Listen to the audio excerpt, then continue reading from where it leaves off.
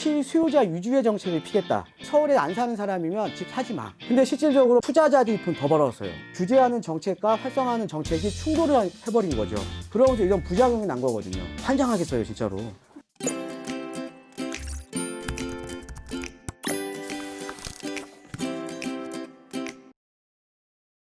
근데 사실은 이게 이런 거죠. 이 지금 법들이 왜 이렇게 바뀌었냐면 실거주자 아니면 집 사지 말라 이거예요. 실거주자 아니면 집 사지 마. 그 다음에 서울에 안 사는 사람이면 집 사지 마. 이런 것들 때문에 지금 이게 바뀌는 거거든요. 실질적으로 그러니까는 뭐냐면 모든 정책들이 그러니까는 이 정부가 출범을 하면서 2017년 8.2 대책 내에 나온 내용이 실수요자 위주의 정책을 피겠다. 실수요자 위주의 정책. 그러니까 실질적으로 네가 거주를 해야 내가 혜택을 주겠다. 라는 식으로 지금 모든 혜택이 지금 바뀌고 있는 거죠. 근데 실질적으로 8.2 대책 이후에 실수요자 위주의 정책을 폈는데 실질적으로는 투자자들이 돈 더 벌었어요.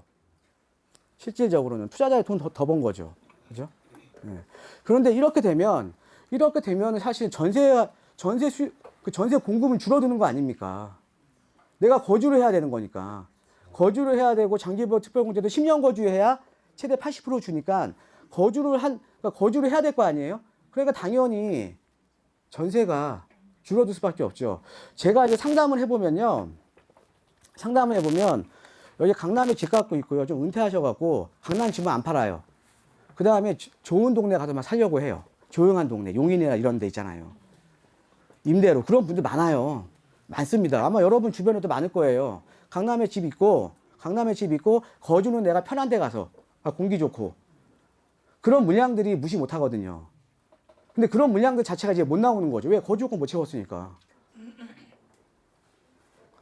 그러니까 여러분들 이런 거죠. 이게 저는 이걸 이제 정책의 충돌이라고 얘기를 하는데 여러분들 2017년도 이제 8.2 대책 그러니까 6.13 대책 나오고 8.2 대책 나오면서 모든 다 규제책을 폈거든요.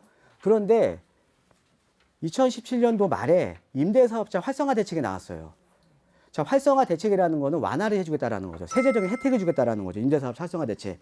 그게 사실은 지금 정부의 발목을 잡고 있는 거거든요.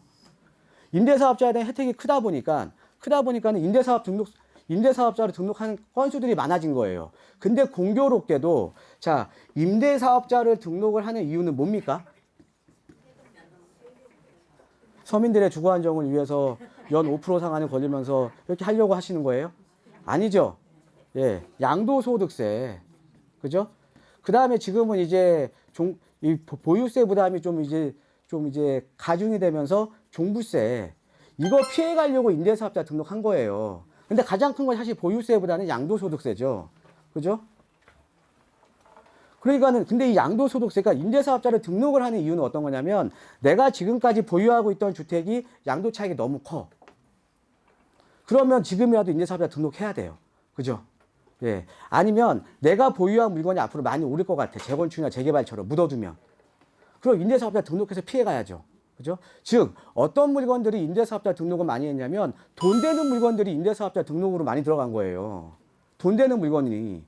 그러니까 시장에 물건이 없는 거예요. 그러니까 그게 지금 정부의 발목을 잡고 있는 거죠. 임대사업자 활성화 대책을 폈던 거는 정부에서, 지자체에서 돈이 없으니까 임대주택을 공공에서 공급을 못 해주잖아요. 원래 공공섹터에서 임대주택을 충분히 공급을 해줘야 되는데 이게 안 됐잖아요. 돈이 없으니까. 그래도 지금 박원순 시장 얘기하고 있잖아요. 세금 더 얻어갖고 그걸로 임대주택 공급하겠다. 환장하겠어요, 진짜로. 뭐 세금만 걷으면 다 되나? 근데 민간 임대사업자가 많이 늘어나면요. 공공임대주택이 늘어나는 효과랑 똑같아요. 연 5% 상한에 걸려버리니까. 이해되시죠? 예. 그러니까 이 효과를 노렸던 거죠. 근데 그 당시에는 이거를 활성화 대책을 펼 수밖에 없었던 게 전세 가격이 아주 급등을 했던 시기였거든요.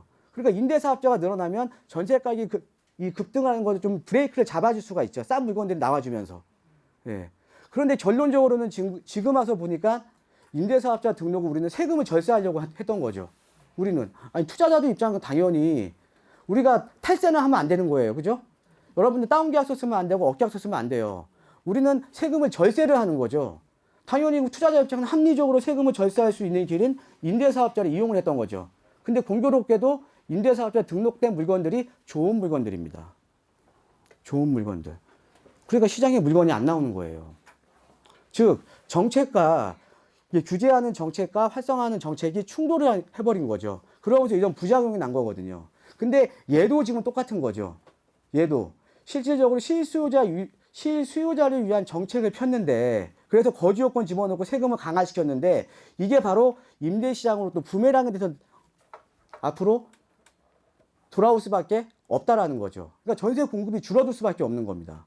즉 전세 공급이 줄어든다, 전세가 오르죠. 전세가가 오르면 당연히 또 매매가 또 오르는 거예요. 왜 갑자기 이렇게 경건해지십니까?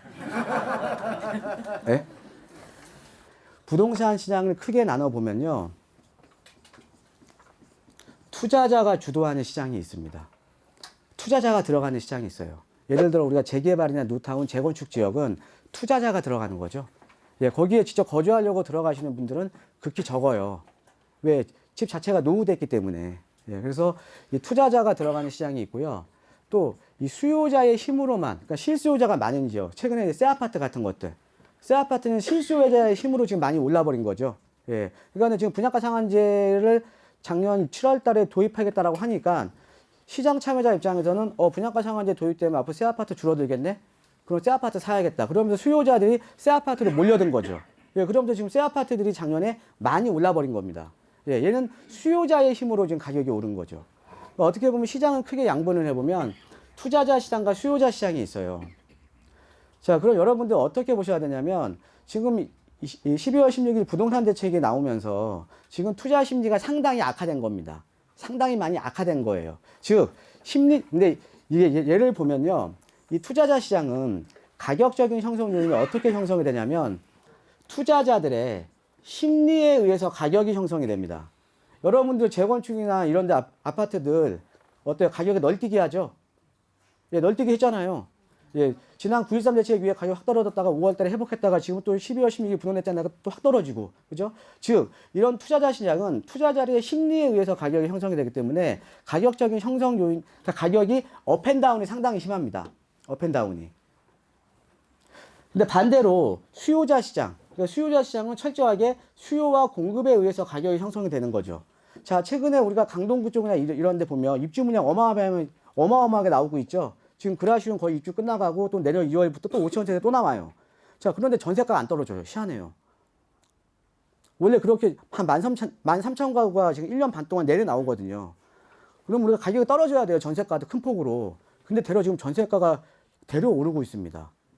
아주 기이하죠. 근데 그 전세가가 오르는 이유가 바로 아까 제가 말씀드렸던 그 요인 때문에 그래요. 그런 불안 요소가 많기 때문에. 자, 그런데 이런 수요자 시장 같은 경우에는 철저하게 그 지역의 수요와 공급에 의해서 가격이 형성이 되기 때문에 안정적으로 가격이 오릅니다. 또 가격이 급락을 하는 경우가 거의 없어요. 자, 그럼 지금 12월 16일 부동산 대책이 나오면서 지금 어떤 향방이냐, 지금 시장 자체가 서로 지금 눈치 싸움하고 있는 거죠. 매도하고 매수인 간에. 서로, 그죠? 그러니까 심리적으로, 그러니까 매매 심리가 상당히 지금 악화된 겁니다. 그러면은 시장 내에서도 투자자 시장은 가격적인 하락폭이 좀 클 거고요. 또 수요자 시장에 가까운 쪽은 가격 하락폭이 그만큼 적겠죠. 이렇게 양분을 하셔야 돼요. 예.